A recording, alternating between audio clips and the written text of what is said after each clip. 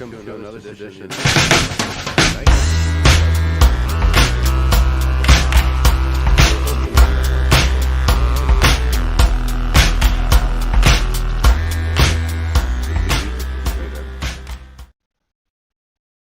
You're good. Just keep talking. Yeah. All right. So Alex Jones pays up, and is Norway giving up on COVID restrictions? Also, Facebook was down for a good part today, and it almost felt like it was a little bit less misinformation on the internet. Hey, guys? One brief moment. No One one is able shining to moment. share bullshit on the internet. So I'm Mike, by the way. I'm Mike, by the way. I'm Eric, by the way. I'm Bailey. I'm not Mike, Eric, or Bailey. I'm just Matthew. And happy Monday, everybody. It's been an interesting past 7 days. Happy Monday. Well, they're all interesting anymore. It seems like everything is interesting all the time nowadays. Just keep speeding up.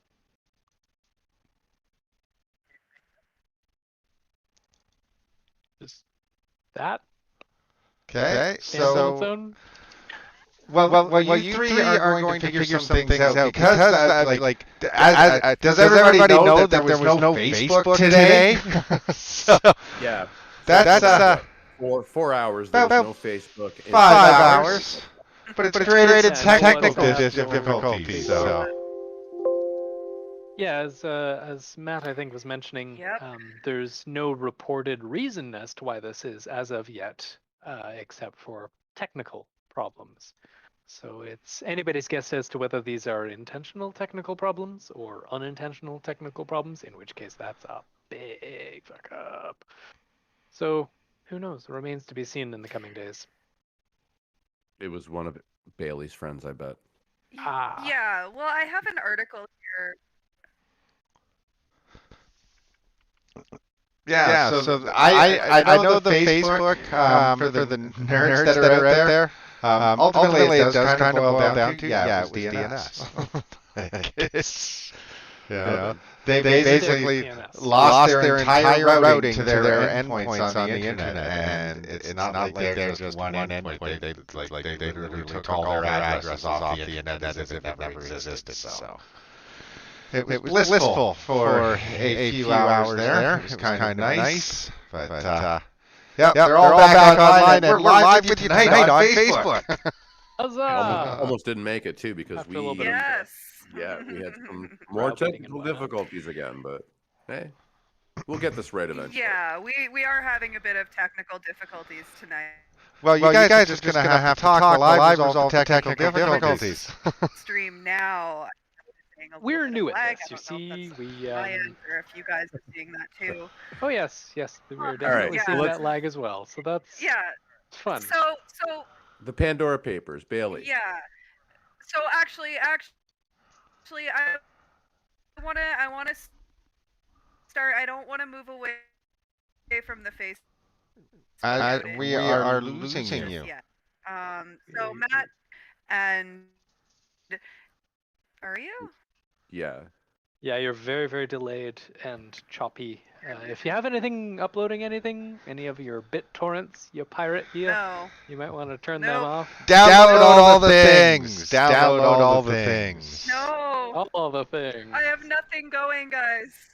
I have nothing going right now. It's just a couple of browsers and Discord. Okay, we'll give that another try. The Facebook thing. Is it still really bad? No, it's not bad. No, you're good now. It's all right. These things are all temporary. Our butt just dust in the wind, right? I don't see her moving anymore. She's not moving, is she? No, she's being really still. Yeah. Oh, there we go. So I have, yeah. Yeah, I think we're losing Bailey here somewhere. Am I here? Am I not here? No, you're not super here. Bailey is on Facebook's internet connection, so Bailey, maybe try disconnecting and reconnecting. Apparently. turn it off and turn it back on again. Yeah, so Facebook outage, rather interesting. Mm-hmm. Obviously, we all are addicted to our new social medias. Yep. Yep. It's true. And what did people do without all of those things? Whether it be the Instagram, the Facebook, the WhatsApp, for that matter. Between those three things, that's the platform for, I would say, the majority of interpersonal communication nowadays, aside from text messages. Pretty close. Well, that's part of the problem was they couldn't get anything fixed because their corporate platform is also WhatsApp. Oof. Like they don't use Teams, they use WhatsApp in-house. Right. So with that down as well. And I imagine a bunch of other corporations also probably rely on those services at the same time. Yes, exactly that. So it's was just a big mess, I'm sure. I'm sure there was a lot of people sweating today, but it's back. Life goes on. We're, happy Facebook Denzians. Bailey, you gotta stop mining for Bitcoin while you're doing these video calls. You know that, right? Yeah, apparently. But this kind of smoothly leads us into... I want to say stuff, but I don't even know if... No, you're good now. You guys can even hear me right now. Yeah, you're good now. Okay. Yeah. Dropping a few packets here and there, but it's all right. So, I'm not torrenting or anything. But yeah, so it's interesting because this Facebook outage that happened today, so as far as I know, there's no definite answer about why this happened, what caused it. Apparently there is a Twitter account that you're in on. Not saying that. For fuck's sake. Yeah. So today also Facebook has been in front of Congress down in the United States. Their whistleblower came public last night on 60 Minutes talking about how atrocious the platform is and that it's basically it's crack for teenagers, but it's also the worst thing for their ego imaginable, right? Like these are not it's not good for child development at all. Like, but we know this. We know these things. Well, it plays on certain biases of the human psyche. We're social animals, we're herd animals, and so we have a very strong bias towards pleasing others, wanting to be likable to others, and also reciprocally looking towards the people that we believe to be strong and worthwhile role models, except by measures that aren't necessarily good measures. And this is how we end up with confidence men, con men, where they exude enough confidence that it causes people to be attracted to them, whether or not they're actually trustworthy, whether or not they're actually worthwhile. So when it comes to Facebook, the algorithm knows these biases, these mental hacks of the human psyche, and so the algorithm is devised in such a way as to exploit those things. The things that we like include conflict. We are very attentive to conflict because conflict is something that can change your social status, your social position. So the things that are most conflict heavy end up promoted in the algorithm, which causes people to pay more attention, which causes more eyeball minutes for advertisers to cash in on. So of course, that's what we end up with is just all conflict, all misinformation all the time. Is it any wonder? Short-term dopamine-driven feedback loops, that basically feed people exactly what they need. Yeah.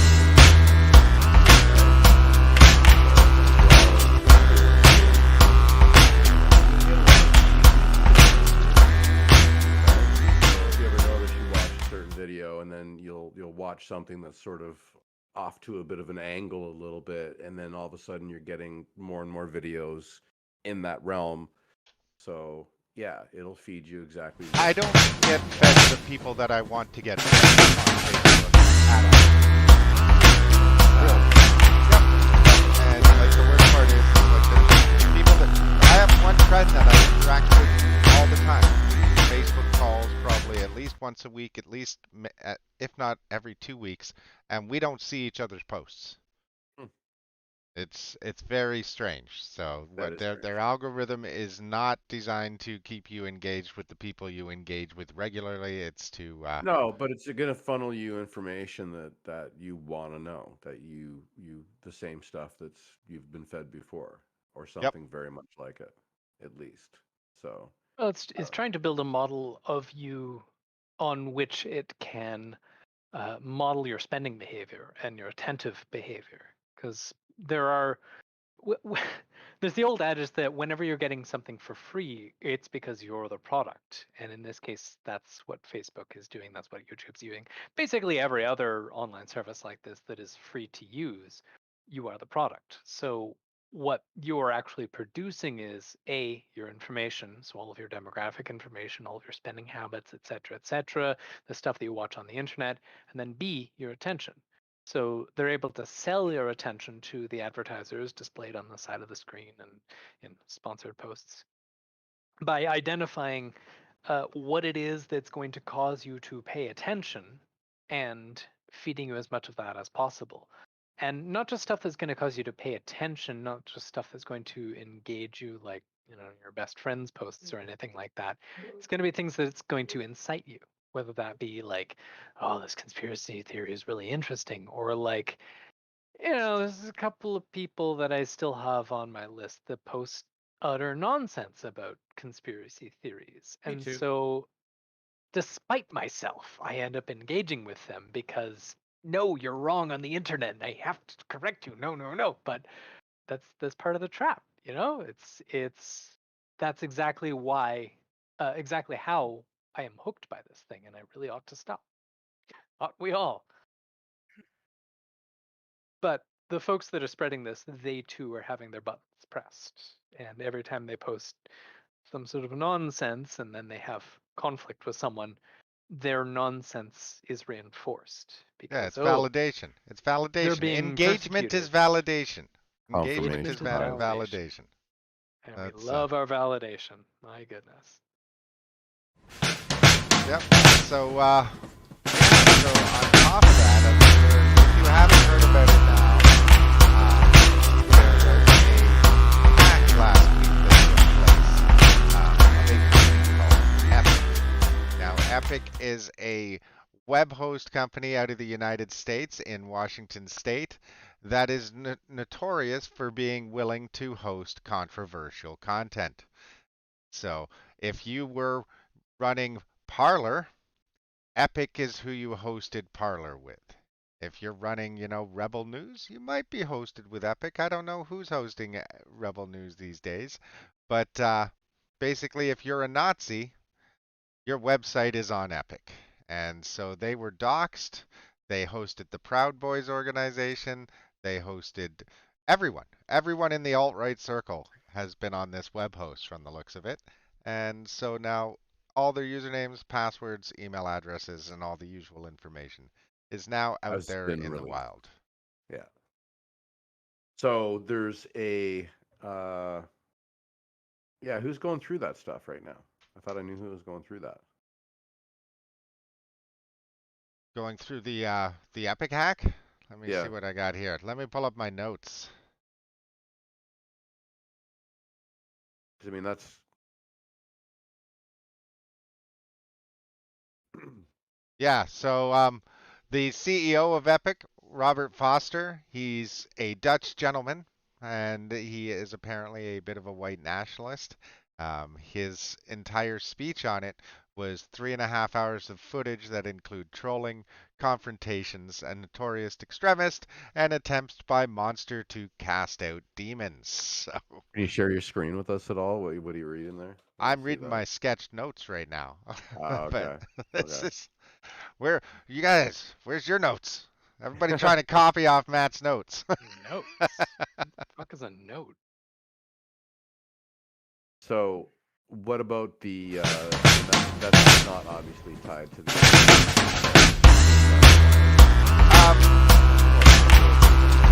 Well, you know what? There's been a lot happening this week in the online world, and that's kind kind of, I'm a nerd. It's kind of tweaked my interest. When these things happen, they usually don't just happen with one organization. They happen with so are these things interrelated right now? Like this is. That is very interesting, isn't it? Yeah. Not that I want to start baselessly speculating, but it is indicative that something is amiss, that something this big happened. I was just idly looking at things about the Facebook thing, and I'm it sure looks there's like conspiracies abound about that already by now. large chunks of routing tables were just deleted and targeted specifically at Facebook. Like, it's not like this was a random accident. It looks like specifically all of the address spaces that Facebook uses gone. So weird. Yeah, so like yeah, and I was trying to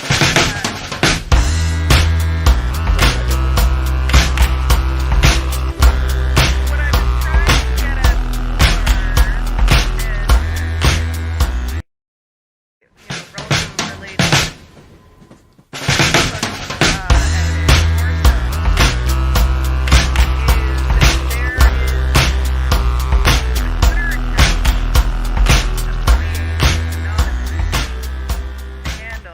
Your Anon News ESP, and they have allegedly taken credit for the Facebook outage. They made a bunch of tweets. Now, keep in mind that anybody can take credit for anything that they actually did it. It doesn't, you know what I mean? Like, it's what was that Twitter account again? Obviously, we don't have when you this anonymous crew, anonymous faction that is taking credit. Your Anon News ESP, and they've made a number of statements on their Twitter account that kind of implies that they're taking responsibility. So they're saying stuff like, okay, Facebook, Instagram, and WhatsApp, stop child prostitution on Facebook, fuck Zuckerberg.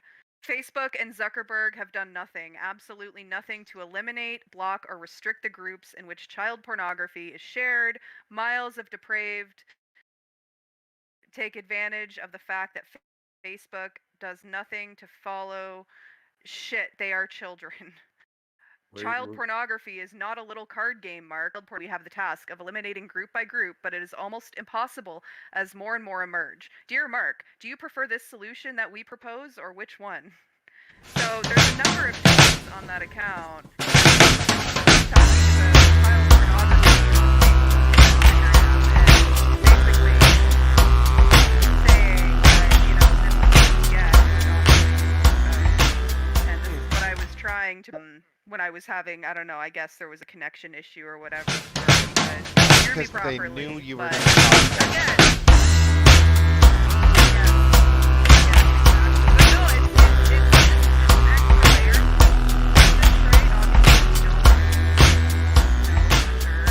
What happened, why this happened, so we shouldn't attach ourselves to a specific, reason for it until we know facts. But this is just another layer to this situation, that there is a fairly big Twitter account affiliated with Anonymous, a crew, faction of Anonymous. Mm-hmm. Obviously anonymous under that banner, right? But yeah, but they're basically saying this is what you get for not doing anything about child and Bailey, I might have a child solution for pornography your on Facebook. So I also might have a solution for your mic thing. If you go push to talk, that might be your solution. well, see, that's what I was doing before, and my sound wasn't that good apparently. The trouble is that it's there's a significant delay, and yeah, it's a bandwidth issue. It's a bandwidth issue. Okay. Anyway, so what I was interested in saying about Anonymous is that they are as much a psychological manipulation group as they are a hacking group. And so claiming credit for something like this, or even saying this is what you get, has absolutely no credibility. it may well be the case, but any claims that they may make, no, there's no reason why we should believe it. Yeah. That being said, it is also possible that this was a intentional and malicious act. And, given the timing based on what happened last night on 60 Minutes, the timing is pretty coincidental. I'll give you that. We also had we're going to talk about it in a bit here, but also the Pandora Papers was big news today, right? So a lot of that circulated. Like, if you wanted to shut down a message getting out, taking down Facebook's routing tables on the internet would probably be a good start. It's true. Yeah. Probably set back the water cooler discussions by a couple Honey, of can you hours bring at me the least. tinfoil? Yeah. Indeed. Now, that being said, though, it's not like nothing's actually been damaged. Nothing's actually been lost here. Like, the infrastructure recovered after a few hours, and the only thing that's really been lost is a bit of time in terms of productivity, in terms of wage hours, or arguably in some cases possibly more work has been done because Facebook wasn't online. But regardless, though, I don't think that there's a conspiracy to be had here. If anything, this is just a random act of chaos. It's most likely, yeah. So that being said, did you want to segue into the Panama Papers? Yeah, we might as well. Well, no, You mean sorry. the Pandora Papers? Or yeah, The part 3 Panama, of no. the elites just robbing your social services blind. So if They should people name these remember, things better. yeah, but if people remember, I think you got the order down, Matt. What's been the order of these leaks, these financial leaks? Oh wait, he's got to do something. But just so people, if you don't know what the Pandora Papers means, basically it's a leak of about 12 million documents that revealed hidden wealth, tax avoidance, and money laundering by some of the world's richest and most powerful people. So yeah, so we had the Panama Papers back in 2016.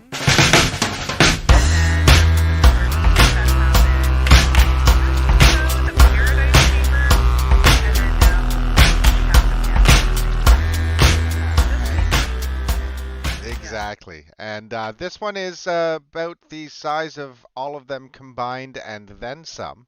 This is the largest trove of data that's ever been released. And it's, more like it's exciting news because once again, they're caught with their hands in the cookie jar. But as we continually are told, because I believe even in the last one, Justin Trudeau's friends were even caught in it, right? Like, it's not illegal. They're not doing a damned thing wrong. No, it's just sketchy as fuck. Yeah, no, it's the system is designed for them to be able to do this. yeah, yeah. Like, well, I mean, we're kind of with.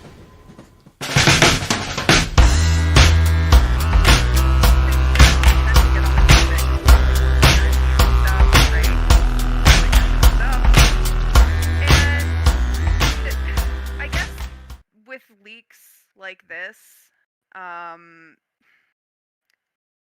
it just goes to show that like there is an actual conspiracy going on. There are conspiracies, people. It's just not what a lot of the conspiracy theorists these days want us to believe. You know what I mean? It's like they're worried about vaccines and lizard people and territory, but like there's actual conspiracies going on, with the richest people in the world, the richest and most powerful people, and leaks such as the Pandora Papers, this is the proof of it, right? And it's just like why are people because you have the most powerful people in the world fighting against it. They're the people that are caught in these scams are the ones that own the media. They're the ones that this is impacting them. So they're the ones that go, okay, it's been in the news for a day and a half, on to something else, right? Like, And So this is one of it's the Chomsky's 5 filters of media too, right? yes. This is flack. So Yeah. yeah. And Yeah. it's the fake conspiracy theories that really it's like a cul-de-sac for critical thinking. Where we're all pretty aware that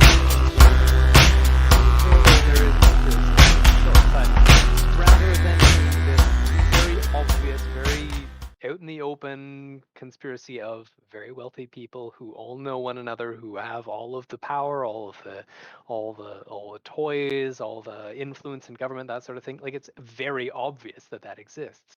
But instead of this, there are these complicated, uh, really entertaining conspiracy theories involving lizard people and vaccines and microchips and all that kind of crap that, like, why? It's completely unnecessary to go through all this all this extra theatrics when they've already got control. They own all the governments. They Yeah. own all the things. So uh, but these fake conspiracy theories are propagated basically in order to divert people's attention. When they're barking up the wrong tree, there's no way that we can organize everyone against the actual conspiracy. that's the reason why people think that Yeah. their boss is a benevolent being, right? Like, Mhm. this is, I would love to pay you more, but my boat payment just won't allow me. Oh, don't worry about it. You deserve Oh, that gee boat, gosh. boss man. So it's yeah, no, like, and this is the thing, right? So you have the King of Jordan who has bought 10 properties. Oh, so let's rewind it back. Arab Oh yeah, Spring yeah. 2011, right? So since the Arab Spring, the funding into the Middle East has grown exponentially. It's grown 20, almost by 20, 30 times in some cases, right? Like, this is the thing.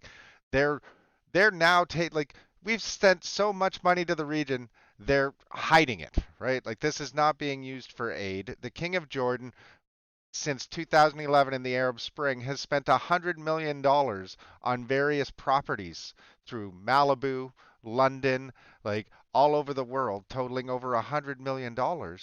Yet Canada has sent him over $750 million in foreign aid. So why are we like, I'm sorry, King of Jordan, but if you need $1 billion in foreign aid, you don't get to buy houses. Like, this is it's once again corporate welfare. Mm-hmm. Like, this is, we're allowed, like, we get to use Jordan as a proxy state in the Middle East because we give him $750 million and he can move to Malibu when he's done. This is Yep. this is yours and my money. This is $750 million that could be used to end the opioid epidemic. This is $750 million that could build houses. But instead, this guy's buying houses to shack up with himself. Yep. And Yeah. regrettably, few of those, if any of those crises, are actually crises that are desirable to end for the folks that are already in charge at the moment. 'Cause the opioid crisis, for example, rather sizable chunk of the population and the drugs are profiting, and they're the ones that are making contributions to the politicians who have power. Of course, they have no interest in ending, much like for-profit medicine. Having healthy people isn't profitable. Having people who have expensive to treat medical problems is profitable. So preventative care, why would you do any of that? Just No, wait for people to exactly. get sick and then make money off it. God forbid gym memberships be tax deductible, right? Like, this, but instead I can deduct my fleet of vehicles, right? Like, this is, yeah. The good topic you hit there Mhm. too, and I think we need to talk more and more about it, especially with a lot of folks that are centrists and even right leaning, is the corporate welfare, Mhm. right? Like, there's so much money Mhm. that goes into, supporting the oil industry in Canada, for example. Like, the government props up these big oil companies, right? And then the majority of that oil gets exported down to the States. And I don't see any benefit personally from this myself. I don't get a dividend check, right? Like, you know, these, yeah. Sorry, lost my train of thought. I Happens to knew the I best had. of us. Well, that's I that's knew the thing is like so during the pandemic, executives have been claiming bonuses. The rich have just been getting richer, and once again, they haven't been paying their fair share. Like these people are paying a tax rate of like I think what was Musk's tax rate like 0.01%. And the best thing is not all of this is going offshore now. Like when we're all thinking offshore, but most of this we've created environments in North America to bring that offshore money here, Yeah. right? So, people will be like, "Oh, there's not many Americans or Canadians in these lists." And that's because we can do it here now. Because we've created such a favorable tax structure for these imaginary businesses that why send it overseas when I can just pay, I just Yeah. pay such a low According rate. to according to Forbes, okay, the how much so an article I'm reading right now, how much money have the American billionaires made directly since COVID-19? So 20 million Americans lost their jobs, blah blah blah. So at the same time, roughly 650 billionaires in America saw their net worth increase by more than $1 trillion. They're now worth more than $4 trillion. Wow. So, that's up 35% from April 28th to January 1st, 2020. And those So 650 people have probably more money than the rest of us combined. combined. Like Yeah. the rest of the country, including the rest of the 1%, the rest of the 10%, everyone. No, and this is the Excellent. thing. This is the thing that really pisses me off is you have benefited from the social systems that you are avoiding your share of pay for, right? Like this is not like you're some guy that showed up from some random island and said, "Hey, I'm here with $1 trillion. I'm going to start some business, and then I'm going to take that $1 trillion and run away with it again." No, this is you've built your wealth on the backs of these people, and now you're not paying the taxes that they're paying that advantage your like. Yeah. Their secretaries pay more in tax than they do.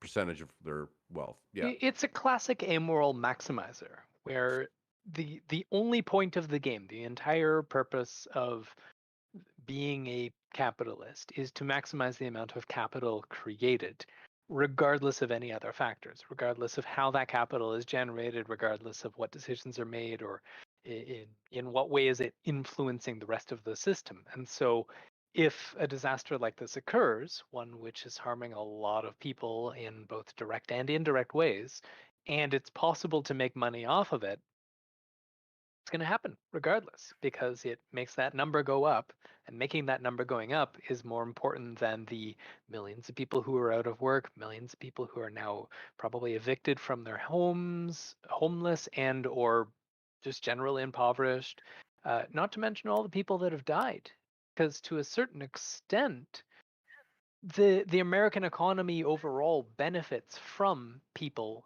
dying from COVID. Not only just because it means that you don't have to do lockdowns and close businesses that can't make money, but also like the medical industrial complex in America, because it means that you don't have to do lockdowns. And so when you have these that can't make multi tens of thousands of dollar treatments for the COVID, the insurance companies get very, very wealthy off of this. The medical industry gets very, very wealthy off of this. And so I imagine a not insignificant number of that 650 whatever people, billionaires, if you want to call them people, own stocks in or are major players in the medical Well, industry. here's the top 10 of these guys. So Elon Musk is number one. So between Surprise, surprise. Yeah. So since January 1st, 2020, his wealth has expanded by $144 billion. Okay. That's in a year. Jeff Bezos' wealth has grown 86 billion. That's Amazon. The next two are Google, Larry Page, 42 billion, Serge Brin, 41 billion. The next one is Daniel Gilbert. He's Quicken Loans, and he's gained 40 billion. That's a pretty fucking evil thing right there, I bet. Then you got Zuckerberg and a bunch of other tech guys. Bill Gates is on there too. So, pretty gross. Yep, pretty And gross. they wonder why I'm starting to pre-sell tickets to the VIP guillotine ride. So like this is get in now, billionaires. Get them while they're hot. Guillotine Island, hottest act of the year. It's gonna be great. It's exclusive. A new reality TV show, eh? We're gonna have a festival. We'll call it Fire Festival. And Yeah, I think we lit talked on about this fire. before. Actually, you know what? Every episode would would be a minute long. That would make a great TV thing though, like a reality TV thing where you get all these rich billionaires and they get on a jet, like they're all bougie, they get on their private jet, right? They're all getting liquored up, and the thing crashes on this deserted island in the middle of the ocean, right? And there's an electrical storm. No one knows where they are. So they have to survive. The bougiest motherfuckers on the planet.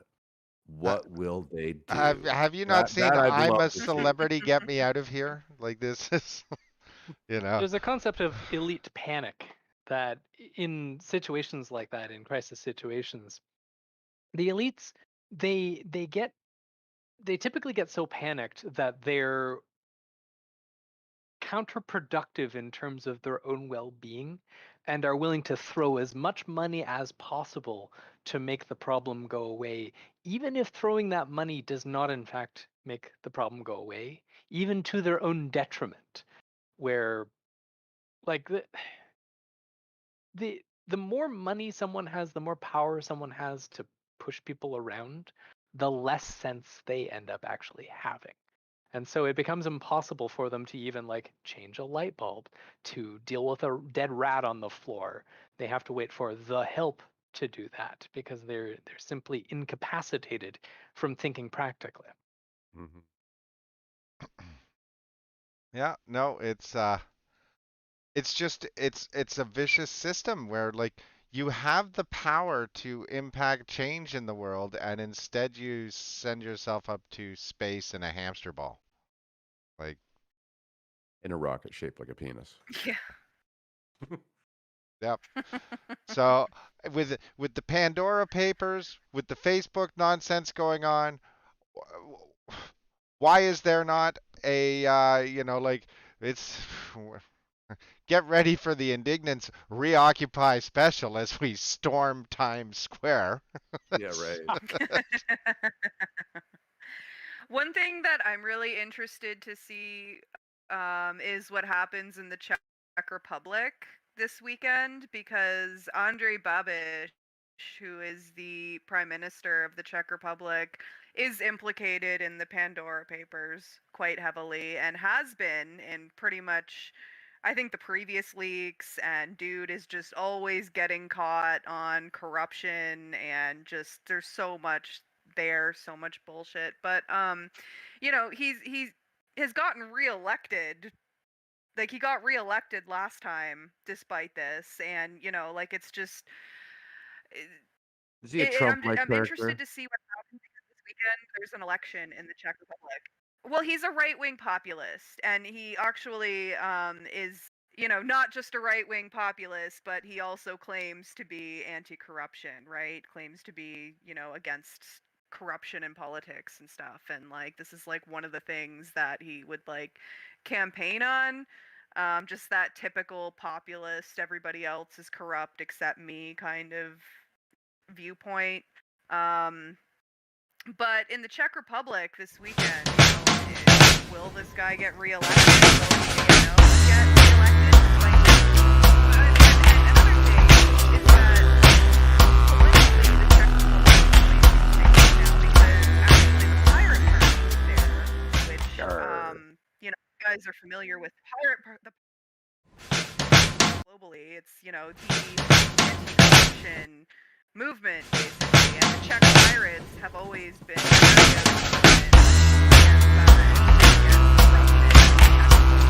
and they are actually right now they have 22 or something. in Parliament, and their coalition that they're in right now.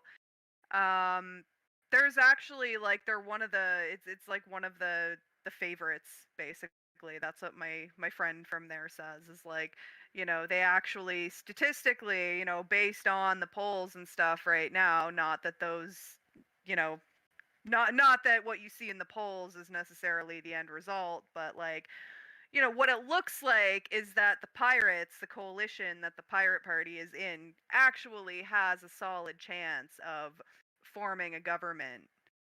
So if that happens, that's really going to shake things up in the Czech Republic. And when you look at guys like Andrej Babiš, and the fact that very rarely do they actually face consequences. I don't know. I can't. I'm excited to see what happens this weekend, to see if he gets booted out because of this, or If he at least does, do you partially. think they'd arrest him? If he does. I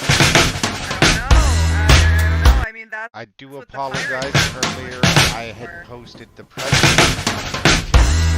not the prime minister. So, latest update on that is the Czech police are saying they're promising to do something about the Pandora Papers. So, this is where we're going to see the change. We're going to see it in the smaller countries, not as drowned in Facebook being offline for 5 hours. That if your prime minister funneling hundreds of millions of dollars out of the government coffers, we do that here. It's just a drop in the bucket. It's everyday business, happens all the time. You do it there where people, aren't living the best lives that we are. It's people get angrier. Yeah. We've got no jobs. You really notice it there, yeah. So this is Yeah. definitely going to get interesting over the next couple of days, provided we can keep focus on it. And this is like, why do we keep electing people that I wouldn't want to hang out with? There's something about them that would run that you would want. So. I ran. You guys are hanging out with me now. Yeah, well, we may not have back in the day.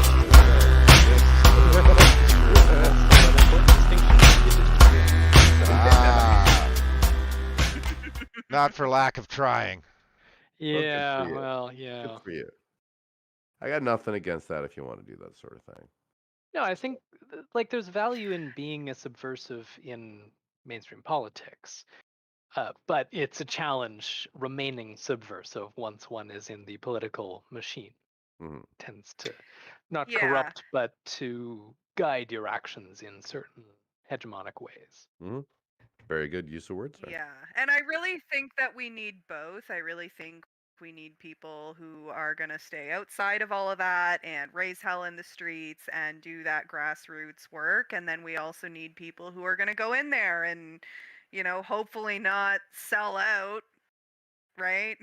But yeah, people who are going to go in and are going to, fight for the right things at the policy level and, influence narratives at that level. And, yeah, I really think we need both in order to have real change.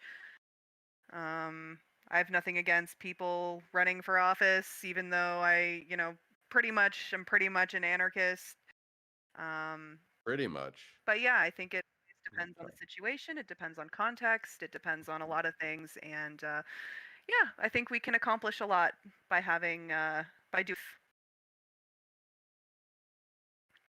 Anarchy is not incompatible. But it's always interesting. Sorry, the internet hiccuped again. Go ahead.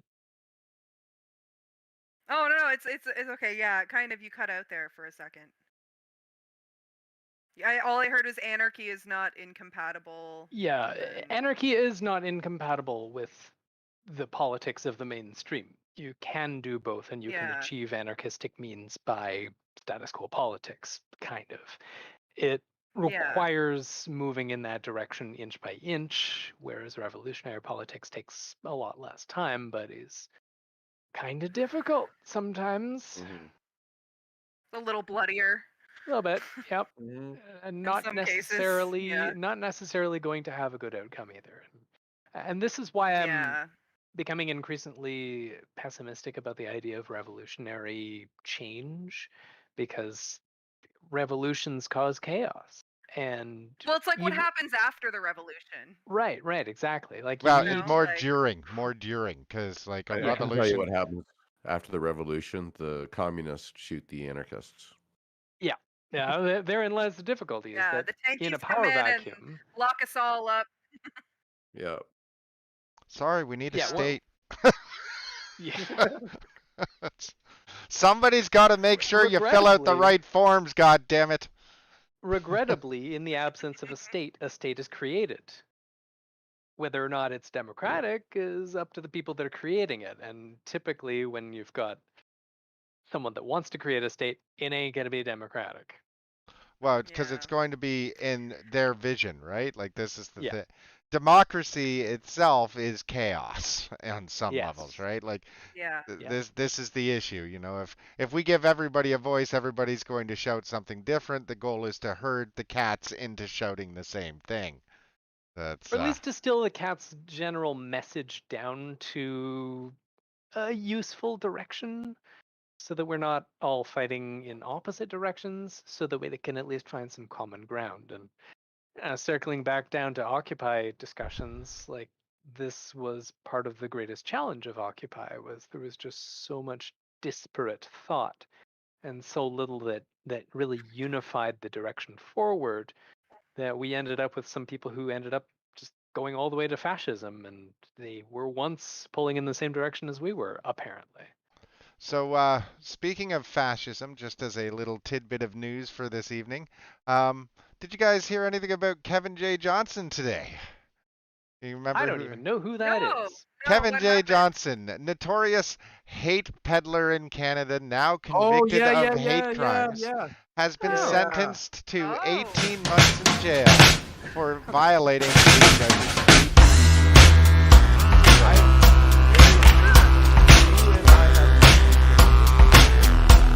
Yes, he is well known among the negative crowd. You know, Yeah. he's a very Okay. He was in Niagara Falls, and he's been to, I think, the London one once too, and I know he's been to the Toronto one a few times.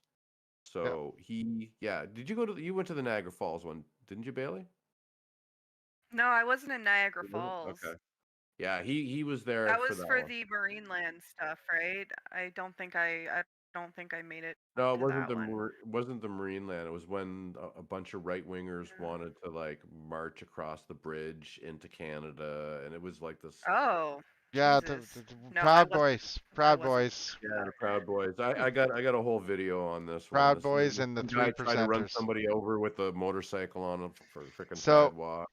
Yeah. Here's the catch to his 18 months. He doesn't have to serve it until after the municipal election in Calgary, because for some reason this running. pig-headed douche nozzle fart stick thinks he should be the mayor of Mayor. Calgary.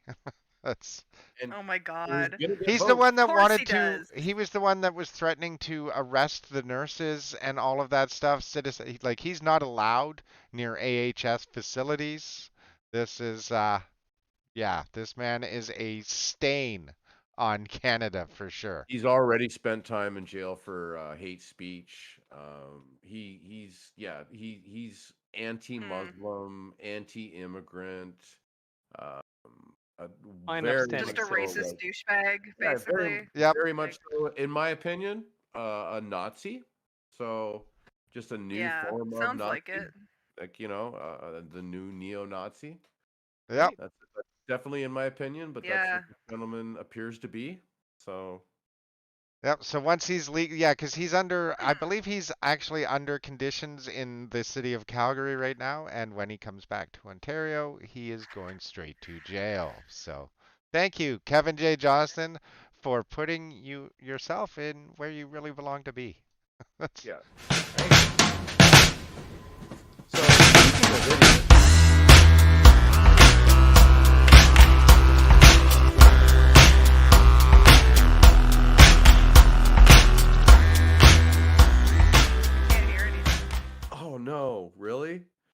me try it this way. Nope. Nothing. Frog's gay. No? Yeah, Okay, I heard the end. there was a little snippet there. Putting Yeah. chemicals in the water that turn the friggin' frogs gay. Oh, gay yes, frogs. the gay frogs. Yes. Yes. Yeah. Alex Wonderful. I Jones. also think that clip of him where he's like, "Nerds are some of the worst people." I don't. Oh fuck! What does he say? Like, there's this like video of him that was going around for a while years ago where he's like, "I'm telling you, nerds are the worst because they use their brains to hurt people." I'm like, Novelist. use brains to hurt people. So Oh, Alex, I didn't catch that.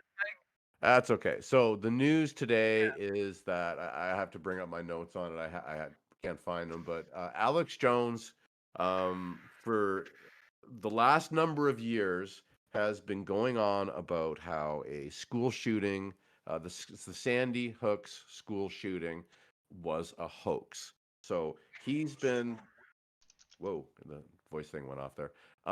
He's been saying that it was crisis actors, is what he called them. People were pretending that they were injured, pretending that they were dead. The children in the school weren't really shot. And he kept spewing this shit on this radio show. He has one of the largest, or had one of the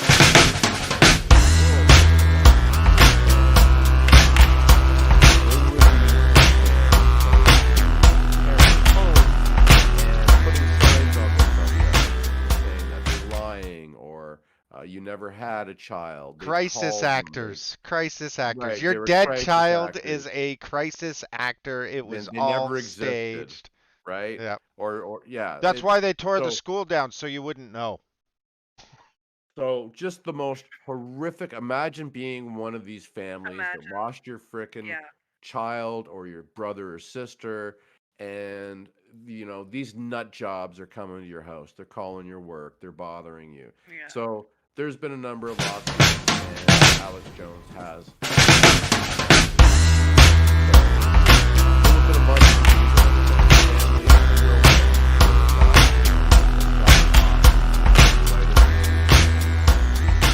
Combat ready apocalypse crap online. He makes millions of dollars a year. And I don't think it's probably anywhere near what it should be. But he's admitted that he's an actor. He's an entertainer. He reads the news. He's like, you should not take him seriously. Anybody that does take him seriously, so yay, it's a good thing, but I don't think that'll really bother anybody from following him. I think his fans are still going to listen to everything the guy says, and it seems to be the way it goes for these guys. Yeah, well, what we see happening a lot of the time when somebody like Alex Jones or some other big media person or, so-called activist in the conspiracy scene or the far right scene, what tends to happen when they face any kind of like legal consequences, they take that as proof that they're being targeted, and it's like they act martyrs about it, right? Yeah, they're just like, I'm oh, this is, special. we're so targeted for us, and Donate this more is money for my like, support this is fund. just more proof They that what hate I'm us saying is because right. we know the truth. Yeah, this is just more effort to. Yeah, exactly. That's the attitude. They hate us because we know the truth, and if we face any consequences, legal or otherwise, it's just more proof that we know the truth and you hate us because we know the truth. And it's obviously bullshit, but it's something that keeps this mindset. Yeah, but it's this mindset and this like martyr complex that they get of like, I'm a victim, like this is what keeps a lot of these people going, I think. And this is why people follow or continue to follow people like Alex Jones, right? Or part of the reason, at least. Because they're like, oh, look at how targeted. Look, he's yeah. So I also, like, unfortunately, as much as I would like to believe that, Alex Jones having to pay money, losing this lawsuit, right? I want to believe that it's going to have some kind of good impact. Like, I'm sure that, the payouts will help the families somewhat, right? But it's also like, I don't think this is going to stop him from, Oh, doing certainly what not. he Like, does. Followers. just like Donald Trump or any of the other con men in the world, like these are mere stumbling blocks to the larger The narrative. The Yeah. alt-right is the largest MLM, multi-level marketing scheme in existence. It's true.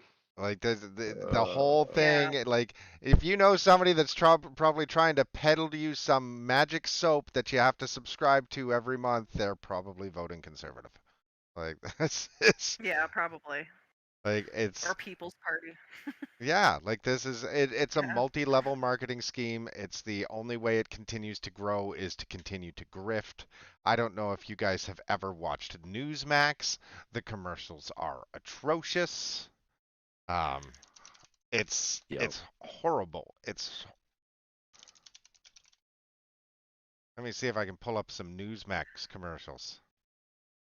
Yeah, no, they probably won't let me. Yeah. So it's a good thing that he lost. Hopefully, it sets a little precedence. Hopefully, he claws back on some of the crazy ass bullshit that he spouts. But just like everything, it's going to depend on, is the penalty more than he made? Away, yeah. You know, because I'm sorry, you give the man a $500,000 penalty and he's able to go, well, I made $10 million Yeah, screaming this, right? Like right. this Yeah. is Screaming this so, bullshit from the rooftop, yeah. yeah. So, but at And least, buy my vitamins. yeah, well, hopefully he's learned now that, like I was telling you guys the other night, that you can't scream fire in a crowded theater. That's Yup. really what it boils down to, like you can't just make shit up. You can if you call it like parody, so but Allegedly. yeah, so Allegedly. everything we talk about is a parody. This is nothing but a parody stream. Yes, this is just satire. We're just talking satire. This Now, guillotine behind me, it's a rhetorical device. Exactly. I'd like to save one topic for the end of the night because I think it's going to be the most interesting. So I'd like to move on to Norway. Oh, on that note, I actually have to go for Oh. unspecified reasons. I apologize. But I wish you all the rest of a good night. Well, Okay. All right, Eric, have a good one. See you later. Interesting. Aw. Bye, Eric. Bye, Eric. Something must have came up there, but that's okay. Well, that's okay. We'll continue chatting away. So yeah, so Norway, Mike, tell us about Norway because I was looking at this today too, and this tails into this is probably a good way. Yeah, so apparently, the government of Norway has basically thrown its arms up in the air and said, meh, we're just going to forget about closures and procedures and let people do what they want, vaccinated or not vaccinated. So, which is really odd. I'm looking at their case count right now, and it seems to be going down. Yeah, so their case count is going down. And the reason they've come out and said this is their total vaccination numbers don't show that high of a number. No, it's like 67% or something like that. But yeah, the one site that I was looking at today that kind of, because this is immediately something that, once again, the alt-right anti-vax grifters, if Norway's saying like COVID is over, and no, Norway's not saying COVID's over. They're saying they're not reclassifying it the same as the flu, but what they're saying is between the ages of 19 and up, I believe their vaccination numbers are now at and this is the thing, they show low vaccination numbers, but their percentage of the critical population is at 84%. right? So Oh, total let me take a look. numbers, total Yeah, total numbers, numbers is only 68% fully vaccinated. exactly. But the number that they're looking at for this declaration is that those that mull about in society are at about 84% vaccination. So they're still working on pumping those numbers up. And this is what happens, right? This is why we were talking about this earlier, is why we're glad Facebook was off for 5 hours, because people couldn't do their research. Like this is it's a strange world out there when, people are like taking the Facebook headline and running with that as this is it. Like if there's one thing we all need Yeah. to do, it's, you know, yeah, read books, motherfuckers. As I keep saying, I want a shirt that says read books. Read books, and if you're gonna read stuff from the internet, make sure you know your source. Like, make sure you know that it's actual credible information, not just like some random thing that somebody wrote based on their opinion, which That's in happens a their lot, mom's right? It's like basement. people, it's like you just said that, huh? They live in their mom's basement. Well, I'm sure some of them do, but yeah, no, it's like what Matt was saying a second ago with like the Facebook headlines and people just running with those. It's like at least read the damn article before you share it. Like at least know It what wasn't the you're headline. The what worst thing information you're I spreading. But see yeah, like is when they screenshot the headline. They don't even include the link. They just screenshot a headline from some yeah, random fucking news site, polarbearnews.eu. At least the domains have gotten better. I will say that, because remember, I don't know if you remember, about 5-10 years, it was like 1001news.xyz.au.be, and it'd be like, that, like, what makes you think that's a legitimate news site? Oh, it says they have a yeah, thousand followers. Like, I could post an HTML file that says I have 10,000 followers. Like, this is not new, but yeah. And the numbers in the United States are nowhere near this, right? To even start thinking about being able to like ease on restrictions. But I this mean, the United is States has eased on restrictions all along anyways. They don't have any restrictions in most places. So, Did you guys hear about New Zealand today? no.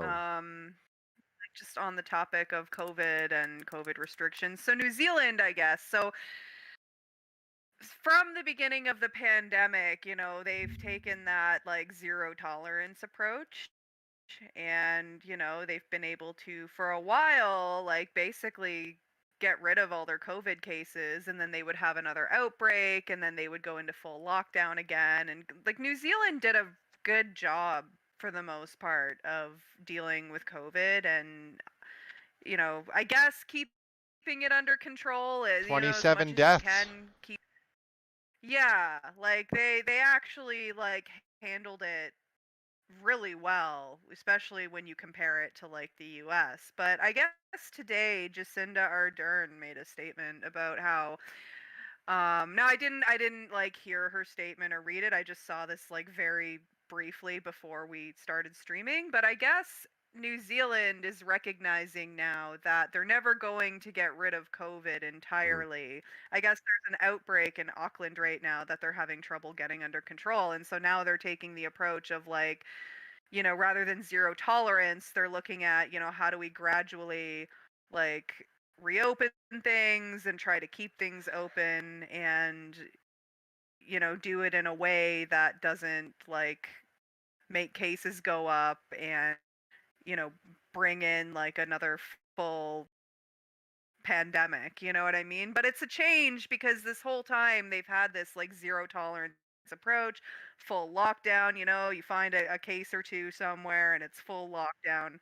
Um, just like really staying on top of that, but now it's like they're at a point where, they're I guess concerned about the economy and concerned about, Well, this is the different thing, now right? phased approach of keeping things open and at the same time trying to deal with COVID and get rid of the cases that that are coming up. Yeah.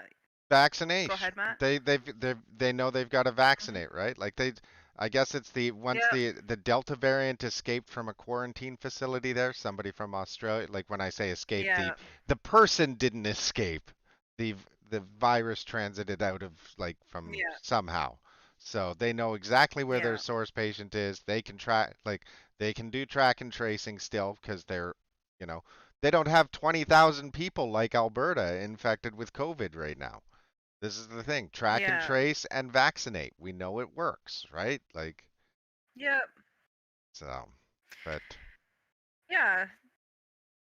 So I think it kind of gets to that point in different places, and maybe Norway's there now, where they kind of realize okay, COVID is always going to be a thing. We're not going to get rid of COVID entirely ever. It's just not going to happen. But, you can think about ways to keep things open or reopen and do it safely, get people vaccinated. And, I guess that's just where people are at now, and where governments are at, and where countries are at, where they're starting to just be you know what, we need to just reopen. And that's what I was going to ask. So deal with it through getting people vaccinated. And you figure that's what most people are going to end up saying, is just that, no matter what, we're going to have this thing for a long time, so we might as well just try to live with it. Is that what you're thinking? We've known that it's the COVID era now, right? This is the thing. We've been talking about this for about a year or two now, that this is the COVID era. We're looking at the next 5 to 10 years of fighting this. And the goal is to get it, because right now, internationally, we have about a 2.3% death rate, I believe. That's a lot of fucking people when you're dealing with 7 billion people, right? That's way more than the flu. Yeah. So if we can bring that death rate number down to where it's 0.06%, maybe that's a little bearable, but everybody needs to be on board. And otherwise, welcome to our full hospitals. We're going into flu season again. But is it ever really going to happen? Because, unless we immunize the entire planet, including the third world, these things are going to mutate, and then they're going to respread, and it's just going to be a constant shit battle uphill all the time, it seems. Well, also being fully vaccinated doesn't mean that you don't get COVID either. People have gotten COVID. Yep. And while they've fully vaccinated. So even vaccinating everybody doesn't mean that the virus is gone and we're all safe from it, Yep. Mutated or not. Well, I think that this virus is here to stay, and Yep. So that's welcome. So there's our good news of the day. Yeah, the good news of the day is COVID's still around. This is and it's gonna be here for a while. We're going into what? We'll be approaching into our almost third year, because this reared its head in October, November 2019. So strange days. Maybe every dystopian science fiction movie I can think of, they've worn masks, whether it's for the environment or for contagious diseases. This is, something we're not surprised is coming. So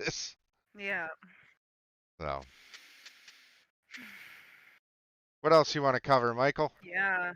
I think the next topic will be a good one. Spin the wheel of topics. Okay. This time we're coming up with YouTube censorship and social media censorship in general. Yeah, social media censorship. So recently, go for it, Bailey.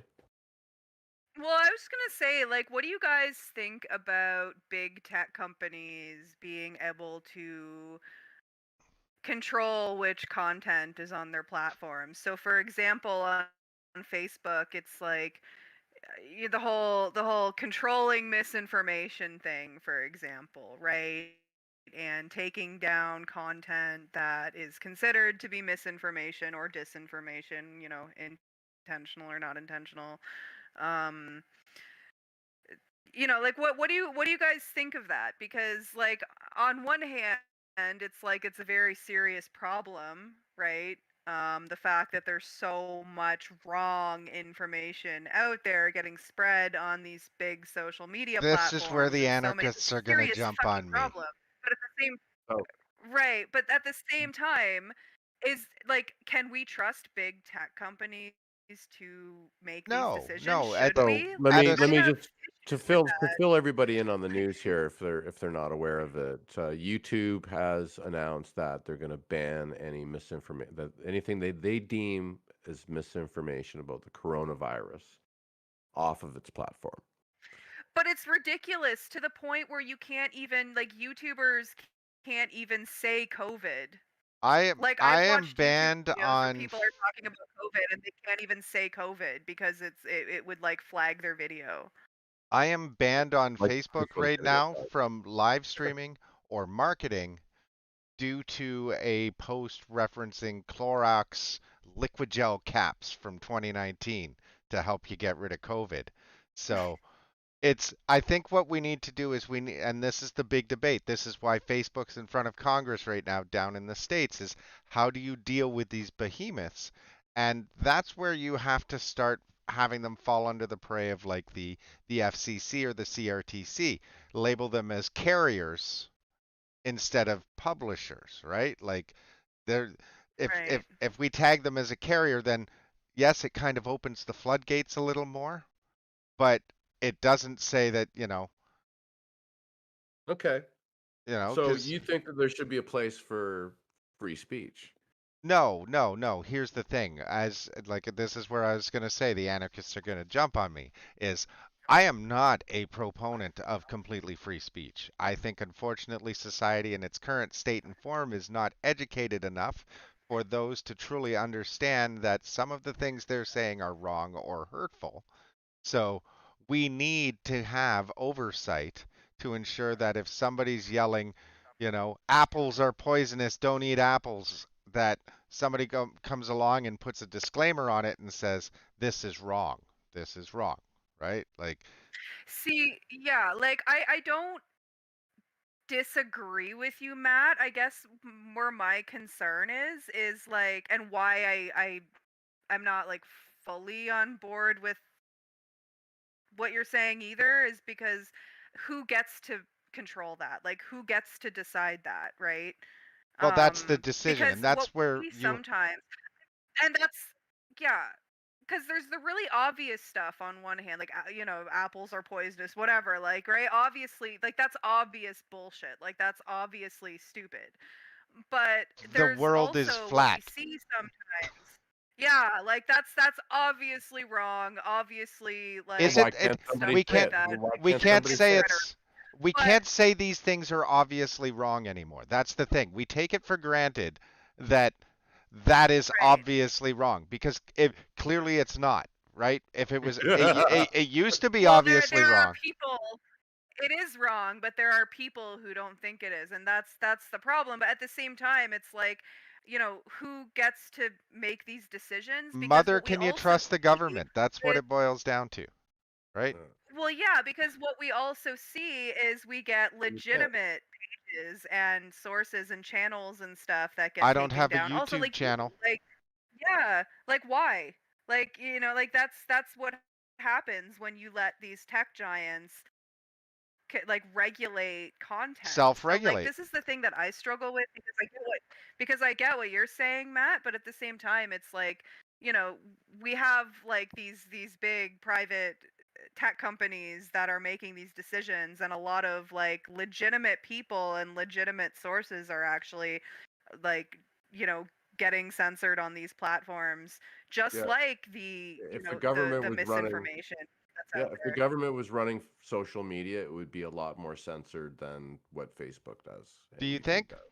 Oh yeah, way Yeah. more, Because way more. Yeah. because I wouldn't even be. I wouldn't even have a page. I wouldn't have a page. we It would don't be censor the Epic Times. We don't censor, like right. you can produce leaflets, you can distribute leaflets. Free speech is very wide and varied. Um, it's the one thing that clearly all these organizations need, and it's supposed to be there, but apparently it doesn't exist for you and I because I don't have the power to call somebody up at Facebook and say, can you take this down or can you restore my content? But I can be Yeah. ripped off the platform. So I think the thing is, like, I haven't been banned off of Facebook before, and I've never wished any harm upon anybody, right? And I think that's the biggest thing right there, like, or social media at all. I've never been banned on YouTube or whatnot. But I think if you're peddling conspiracy theories about COVID not being a hoax and COVID, oh, you take this deworm pill and you'll get better, any kind of thing like that, and you truly are pushing it, then you are possibly doing harm to somebody because they might buy into that and actually do that shit or follow your advice. Well, So this is an why argument for censorship there could be that these people are actually doing other people potentially harm. There could be that argument. I'm not necessarily saying. Well, that's the that I argument believe it that 100%, they're in front of but- Congress right now with that exact same argument. Right. And it came right. out today Yeah. that during the election, Facebook actually put the tool in place to restrict this nonsense content, the garbage content, the make-believe shit. The during 2016, we had like Russian bots posting all sorts of like Jesus and Trump shit. Like it was so much worse than the last one. But it was hardly anything in 2016. Oh, it was awful. Like if you went into some of the like if you started taking those pills and going into the anti-Hillary groups, it was yeah. like But the reach on the social media that they had was pittance. millions and millions of page views.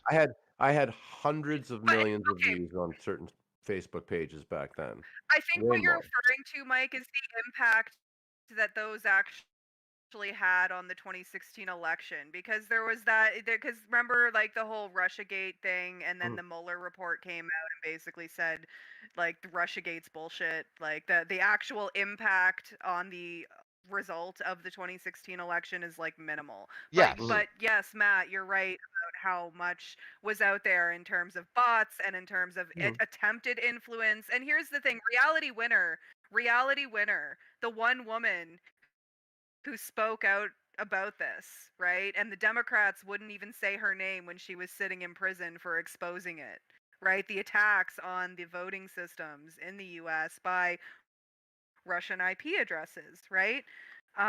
Reality winner exposed that when she was when she was working for the NSA, and she did prison time for it. She just got out like a couple months ago. She's not completely free yet. She's like in a halfway house. Or no, she's home, I believe, but she's like basically on house arrest. But yeah, no, I mean, none of the fucking Democrats who were like the biggest proponents of the Russiagate narrative, none of those people would even say reality winner's name, right? Because it doesn't fit their narrative. Then there's like the attack, right? But yeah, in terms of how much actual influence that it had on the result of the 2016 election, it's what you're saying, Mike. It was minimal, and the Mueller report supports that. So and this last knew election, the entire time that the Russiagate narrative. This last election, Facebook used tools on their algorithms to deflect that stuff, so it didn't circulate as much. But then they turned it off. So now they're standing in front of Congress being asked, well, why would you do it for this content, but not all the other content that's out there propagating flat earths and vaccines and just like the tools and the technology are there. And I think finally, certain people are starting to realize. Would you want them to censor flat earth stuff though? Fuck yeah. Really? Yeah, absolutely. Because see, this is where I don't. This is where I hesitate. And when I say censor, like let's correct censor here. It should be like this, like Facebook's little tags under their posts that say this is blatantly false. And say that, you can't watch this flat earth YouTube video without the scroll going across going bullshit, bullshit, bullshit, bullshit, bullshit, right? Like, see, that I can get on board with, warning people that something is not factual. Like warning how people, hey, this is probably bullshit or this is misinformation. Like how you said, Matt, how they had it underneath. Right underneath a little notice. But like, ultimately, what we video really have I to could do. get on board with that, sure. And this is the thing, like we can't have truly free speech until we start educating people. And we've underfunded our education system so much that our university students, right, they're going to do higher learning. They have the privilege to go to some of the best schools in Canada, and they're overturning cars and rioting not for a cause, but just to party, right? Like these are the people that are Yeah. growing up to be the next generation of flat earthers.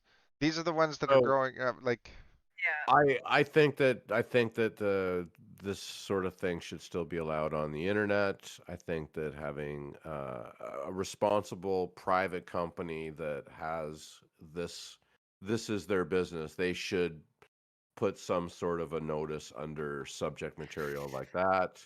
But But I see, think it this is still should exist.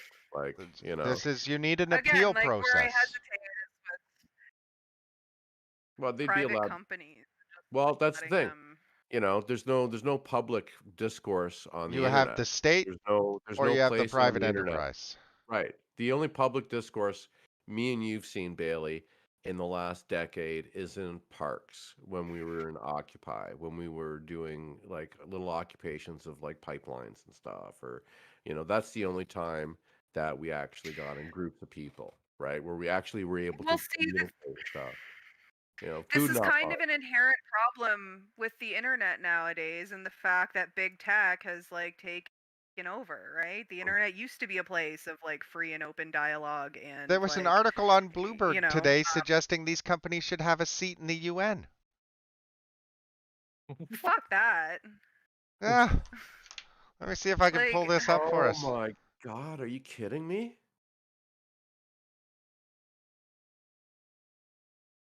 gross. Right? It's like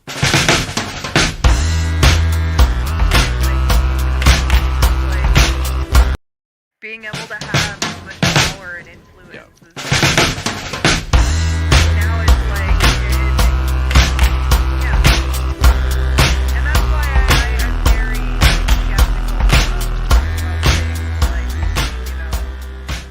of Facebook censoring certain types of posts and YouTube censoring certain types of videos, or taking down channels and stuff. Like, even if I don't like it, even if I like even if I despise the person, despise the idea, even if I'm completely against it, even if I know it's complete fucking bullshit, like I'm very very hesitant when it comes to trusting, big Anybody. companies like Facebook make proper decisions. And you know what I mean? Like I, Yeah. I I don't like putting that in their hands, because No. I feel like they do more harm than good, and they're the actual reason why the internet is no longer this free and open space that it used to be, right? Because big tech has taken over, and it's all surveillance based algorithms and you know money and profit and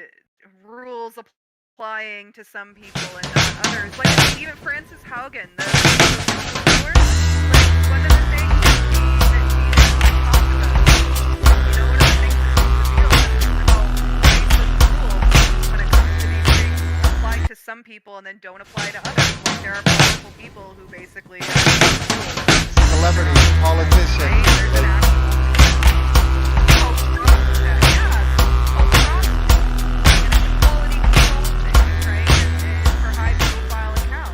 like basically allows high profile accounts, VIPs in a sense, right? To not, they can just like subvert all the rules that apply to everyday Facebook users. So it's like shit like that that just makes me go like, no, I don't think Facebook should be be regulating content and censoring content and stuff, because I don't fucking trust them, and there's no reason anybody should. But at the same time, I also get what you're saying, Matt, and when you think about the impact of society's not ready for a like free, misinformation on unadulterated people flow and of like the harm that it information. can actually cause. It's a Yeah, sad I don't know. state Like, it's that a struggle. It's a struggle for me. Yeah, well, and of course, and I am impacted by censorship, right? Like I have been deplatformed on some of Yeah. these platforms, not for any valid reason. I can tell you this much right now. I didn't get deplatformed for, wanting to guillotine a local property developer. That post is still up on Facebook somewhere, I'm sure, if I could find it. But no, Yeah. like I'm sure they'll find it eventually. we're getting deplatformed now by automated intelligence tools.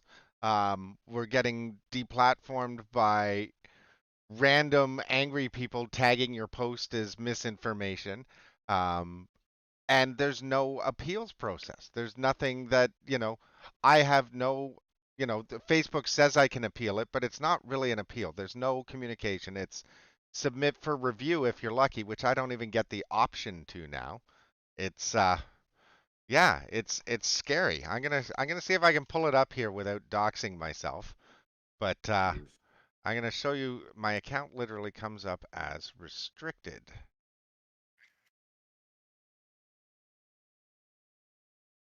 So if I go here, oh look at this. Your account is restricted. So I'm gonna pop over here and let me know if you guys can see that. So I'm Yeah. restricted for Clorox. I'm restricted for this.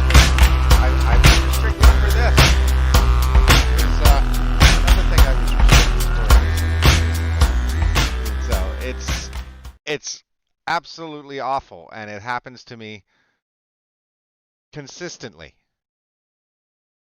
for nonsense. Yeah, puppets. Yeah, for nonsense. For nonsense, right? Like, it's baffling that they get away with this. And, like, if you're going to allow them to do this, they have to have an oversight board of language. Okay. It's So got to. Matt, in your opinion, this should be censored. This should be censorship that a private company should be able to do on social media. No, I say they should be rebranded as a carrier, and Okay. that as the carrier, as the operator of that carriage service, that they are responsible for policing their content, but there should be an oversight board that you go and you appeal to it.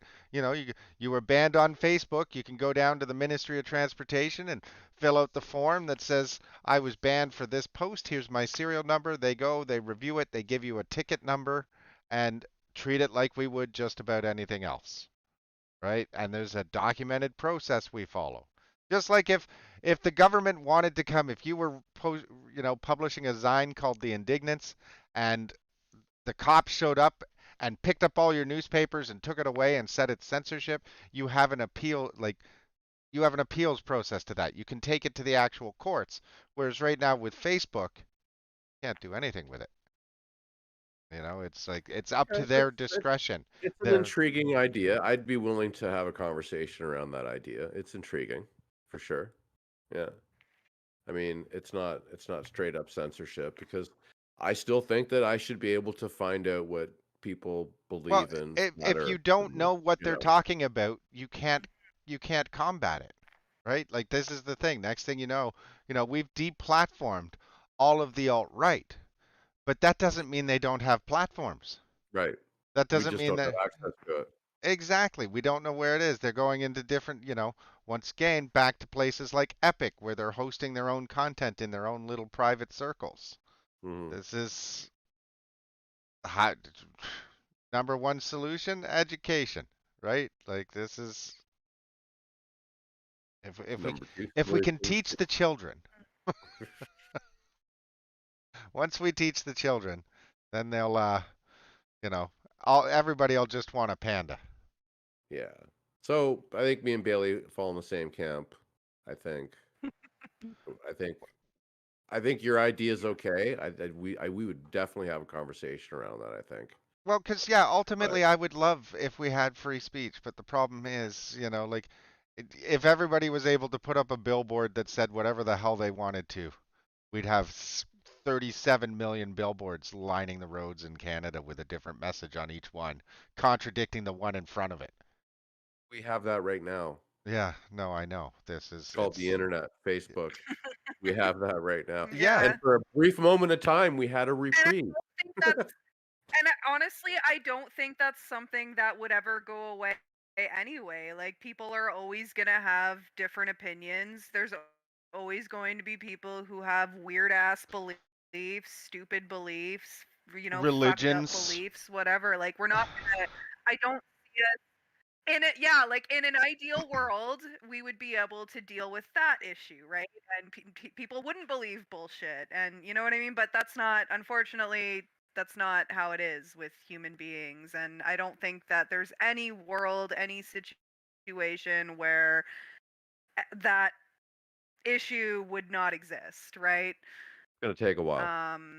So it's just like, how do we deal with it in a way that's effective, but also not sacrificing civil liberties and stuff? You know what I mean? Like, it's tough, and there's no like one size fits all answer. I don't think. Like, I don't Not know. at this time, there isn't. But I think I know for a fact. Yeah, but I know that, at least I should say, I feel that, the more control we allow these big tech companies to have, the worse off it's going to be for everybody. Well, this is the thing in That's, general. It's not yeah, just the that's tech kind of companies. how I see it. It's not just the tech companies. It's Right. all the companies. Not just, you're right. It's not. Yeah. You know, like this is it's no. Too Yeah. bad we No, can't you're create right. a. It's capitalism in general, right? Yeah. It's not just social media and surveillance capitalism. It's capitalism. It's, there's so many, and all of these things are interconnected, right? Like, we all know that intersectionality, right? So, we can't have a full conversation about this topic without also talking about capitalism and surveillance capitalism, and how that all fits together. And then and then I like to bring it back around to like the leaks that we were discussing earlier, right?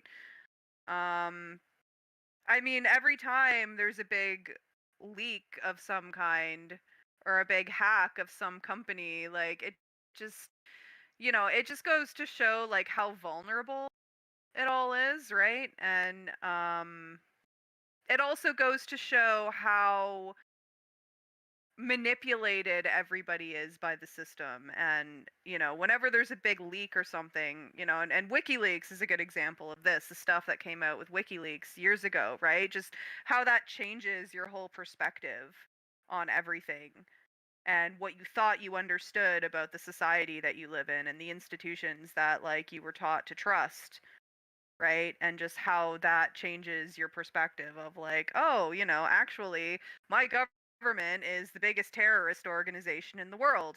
One thing that I In the noticed case happen, of the biggest thing that I've seen happen recently, what you just said, is when everybody heard the news about the missing or the kids in the residential schools, right?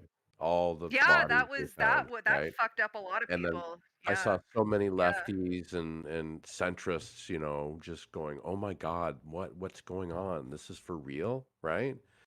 And a lot of us been screaming about this stuff for years. So now Well, there's yeah, actually, indigenous people have been talking about this for years, right? yep, They've been telling the stories and telling us like about the reality of the residential school system and what they experienced. And the fact that they had friends and classmates who died in those schools, and they didn't know like what even happened to their bodies after. Well, now we fucking know. If you're learning this for the first time, now you fucking know. But it was a yeah, it's big shock not to new people. information. Yeah. The stuff that came out about like, the children who were found at the residential schools, yeah, like that's not new information. It's been out there for a long time. It's just, it's what we're seeing is everybody else learning about it, right? And seeing how how it's impacting, how that knowledge is now impacting everybody else, including non-indigenous people who, before this, maybe they loved their country and they wanted to believe that Canada was ultimately a good place, and despite everything that happened to the Indigenous people, there's a lot of Canadians who think, oh, well, we can do better going forward, and like we're better now and we're trying to deal with it. But then, this all came out, and there's a lot of people who are now like, holy shit, like I did not realize that it was to this extent, and like now they're Willing questioning to learn the real everything. Now history. the genocide against Well, Indigenous people, they're taking that more seriously, right? It's Yeah. disinformation works both ways, right? And we've been fed a lot of disinformation growing up over the years and the decades that, oh, we've always been the white savior class to show up and bring the future to these people, right? Like it's mm, revisionism. It's everything that yeah. the powers that be that are in charge do and do so well. Like it's bread and circuses, bread and circuses. That's Yeah. And then the truth comes out and people realize that they were getting fed bullshit the whole time, and It's so yeah. ironic too that so many of these right wingers think changes they're their actually telling the perspective. truth. Yeah. Well, Yeah. and because our news cycle's so short that it's we'll see this come around again in 3 to 6 months. We'll see the children crop up again because they'll one of the analyses will come back and show that there was double the graves that they thought were there or whichever, and it'll be Well, in the they're gonna go news to more again for schools 3 too, right? days. So, But yeah. we have conservative governments that won't even acknowledge the day. I don't know if you guys saw what Francis Yeah. Legault said when he was asked about why Quebec didn't acknowledge Truth and Reconciliation as a holiday. His response was because we need productivity. Yeah. So Oh my god. the power, like the powers Did that Doug be, the Ford people in say charge. why? Well, because they used the excuse it was better to have the children in school to learn about it. Right, after they basically took Indigenous history out of the curriculum, didn't I think they? the last Or they place like kids refused need to be when it comes to residential schools and reflecting on that day is in a fucking school. Like, let them Yeah. participate in the I mean, events. I agree with that, but also, yeah, I completely 100% agree with that. But it's also like the curriculums in school, like wasn't there like when Doug Ford first got elected, like wasn't one of the first things that he did, there was the sex ed curriculum. That was one that the conservatives were trying to like But we can't teach basically we just do can't away teach the with kids and things that are going to ferment hatred towards the 1998 or powers. something. Yeah, no, it's same in Alberta. Like this Yeah. they But rewrite the curriculum yeah. to tone it down. Truth and Reconciliation says Yeah, you and must teach the Indigenous facts. history, yeah. But yeah. Yeah, and we haven't been teaching the facts in our schools, and I think they were just starting to do that better, and then Doug Ford gets elected, and it's like, oh, okay, now they're not going to learn about Indigenous history or the Indigenous perspective. It's all on like Legault history. said, it's all Like, about productivity. because there was all these protests and walkouts around that, I remember. Yeah. They don't really care about who we are or what we do. All they care is that we go All the fuck about to work. productivity. Go Get to up, work. go to Yep. work. You need a job or you're not productive. Gerb. So Yep. yeah. So yeah. I think have we covered just about everything we wanted to cover this evening?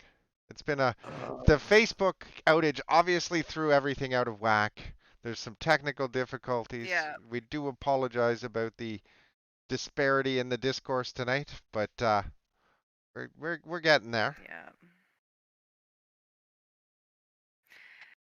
Yeah. Yeah, hopefully Eric's okay. It'll That was get easier the more that we do this. he sort of left Yep. suddenly. But he's So. fine. Well, yeah. But, yeah. I think on the 18th, which is Monday the 18th, it's coming up. Not next week, but the week after that, we're gonna try to put together a special Occupy episode because it's the 10th anniversary of the worldwide Occupy movement. So Occupy Wall Street happened. October 15th. Yeah. Is when, Sorry. yeah. So we're gonna do ours on the 18th, exactly. Yeah. So I don't think there's an Indignants Well- episode next week, is there? Because it is the Thanksgiving. But we haven't discussed so that. that's something we can decide. But the 18th episode, yeah. So it's happening. So the Occupy Toronto anniversary is the 15th, and then Occupy London's anniversary is the 22nd. So our Occupy show, where we're actually going to talk about Occupy Toronto and Occupy London and actually invite people on and tell these actual stories from Occupy, not just like a general overview like we did last show. Yeah, that's gonna be good, and I hope people tune in for that. And yeah, like I said, it's gonna Get a lot fall of people between more participating focused. too. It'll be more about local stories, right? Specific stories, things that we remember from Occupy, our own experiences. I think it'll be really fun, and looking forward to that. Are we gonna do a show next week? I mean, it's Thanksgiving. I mean, we could talk about why Thanksgiving is stupid, but then again, like, I don't want to like downplay the family time. I'm not against like the family time. We'll let part. you It's guys just, like, know the if whole we're going live on Monday with Thanksgiving lots itself. of notice. We'll Yeah. give them lots of notice. But Yeah. if we do take it off, it's because Yeah. we're enjoying the day off as much as you are. So Yeah, yeah. Next weekend is our Thanksgiving weekend, so it's a long weekend for a lot of people. So yeah, we might just take that one off. But we'll see. I don't know. We could also, like I said, we could talk about why Thanksgiving is stupid, but the history of it, right? exactly. Right? So Not the family time part. Like, Yeah, we could do that. yeah, but we okay. could, but like, also people have families and stuff. Yep. So like, I don't want to. We have to do a show next weekend or next week. Exactly. Yeah. Okay. Well, Yeah. I think that is that. Are we done with the Indignants for this evening, Michael? I feel we are, yeah. So why don't you send us off there? All right, guys. Thanks for joining in on this episode, and we'll see you either next Monday or the Monday after that. Yep. Chip, Have cheerio. a good one, guys. And an